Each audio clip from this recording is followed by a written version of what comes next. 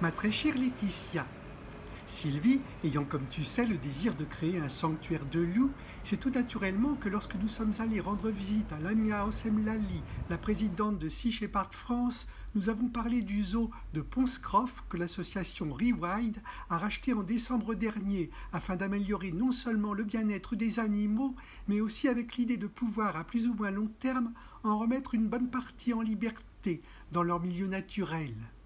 Et alors, il y a quelles espèces?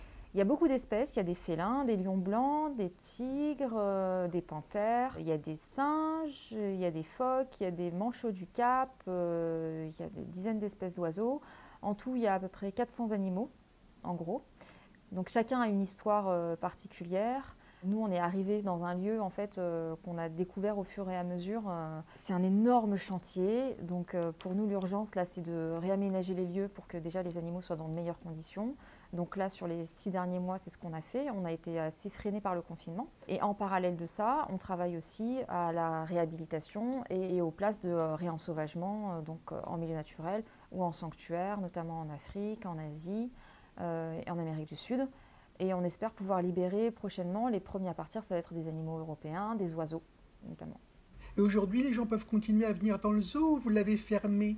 Alors nous, on a pris la décision de fermer les lieux publics dès le lendemain du rachat pour donner toute leur chance aux animaux d'être réensauvagés. Il fallait commencer par arrêter ce harcèlement constant d'avoir des milliers de personnes qui viennent les voir. Surtout, il faut bien savoir que dans un zoo où les gens payent un ticket d'entrée pour voir des animaux, les lieux sont aménagés de façon à ce que les gens voient les animaux.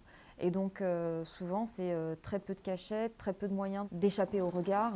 Par exemple, il y a des cavernes qui existaient pour les panthères, elles ont été bouchées pour que les panthères ne puissent pas se cacher, s'abriter de la vue du public. Donc c'est complètement antinomique avec l'idée de réensauvagement et puis avec la possibilité aussi aux animaux d'avoir des comportements naturels. Ils sont en permanence exposés au regard. Et le confinement, pour ça, a permis de révéler certaines choses. Par exemple, le cas emblématique de ce couple de pandas qu'un zoo à Taïwan essayait de se faire se reproduire depuis plus de 10 ans. Eh ben, ils se sont accouplés au bout d'un mois de fermeture au public. Bah oui, c'est pas des exhibitionnistes. Et pour les tigres blancs, ça se passe comment? Les tigres blancs, ce qu'il faut bien savoir, sont en fait des individus qui ont été génétiquement sélectionnés. Pour avoir des tigres blancs, il faut absolument faire se reproduire un frère avec sa sœur, une mère avec son fils ou un père avec sa fille. C'est ce que font les zoos et les éleveurs.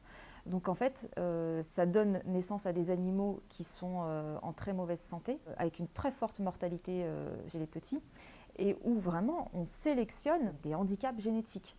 Donc ça c'est très problématique et c'est emblématique de l'hypocrisie qu'il y a derrière ce business. On peut savoir d'emblée, un zoo qui détient captif des tigres blancs est un zoo qui est une escroquerie s'il fait référence à la conservation. Et c'est le cas des plus grands zoos français.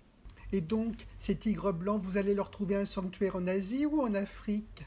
Non, alors typiquement, les tigres blancs, en fait, ils n'existent pas dans la nature. C'est pas des animaux qu'on peut relâcher dans la nature, très clairement. C'est forcément des animaux qui vont être sanctuarisés. Et pour eux, l'objectif, c'est de trouver un lieu qui leur offre suffisamment d'espace, sous des latitudes qui soient clémentes. Mais malheureusement, typiquement, ce sont des animaux qui retrouveront jamais la liberté totale, comme ça peut être le cas pour d'autres. Et vous allez commencer par libérer quels animaux? Alors là, on a demandé les autorisations de libération d'oiseaux européens qui étaient maintenus dans le zoo illégalement. Donc nous, on a fait un audit sur le zoo quand on est arrivé et on a répertorié tout ce qui n'allait pas au niveau des installations et au niveau aussi des animaux qui sont maintenus captifs et dont certains sont maintenus illégalement ou pour lesquels on ne peut pas prouver l'origine légale. Et donc ça fait un document assez massif qu'on va remettre à la préfecture. Et c'est assez emblématique parce que ce zoo, c'est le zoo qui a dû être le plus contrôlé en France sur les 2 dernières années. Et quand on voit le nombre d'illégalités qui sont en place là-bas, ça pose vraiment question sur la façon dont sont contrôlés les zoos en France. Eh bien, écoute, Lamia, personnellement, je suis très ému par ton projet, hein. Mais j'imagine que pour le mener à bien, vous avez besoin de sous. À quelle adresse alors? Eh ben, il y a un site internet qui s'appelle rewild.ong. Donc Rewild, c'est R-E-W-I-L-D, ça veut dire réensauvager, avec un lien où on peut faire des dons.